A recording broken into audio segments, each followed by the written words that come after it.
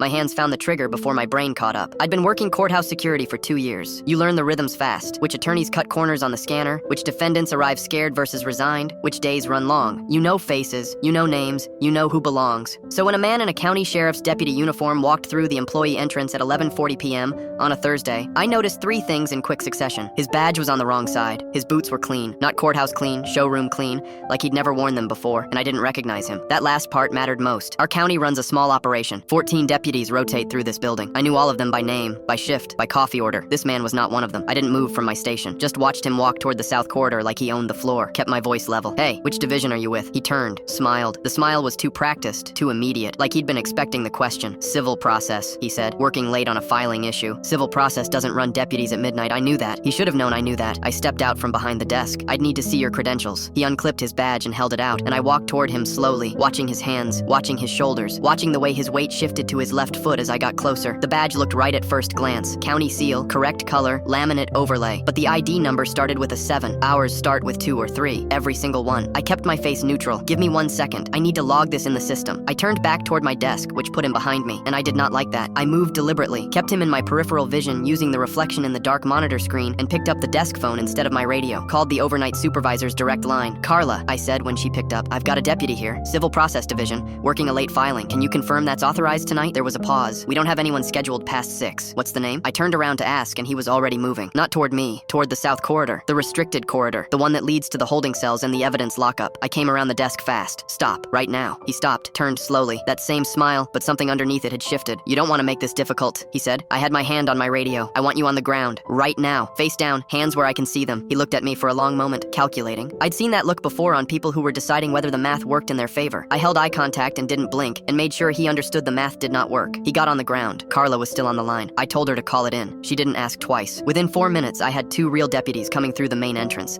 and I stood over that man the entire time with my hand on my radio and my eyes on his hands and my heart somewhere in my throat. Turned out he'd been planning it for 6 weeks. The uniform was purchased online.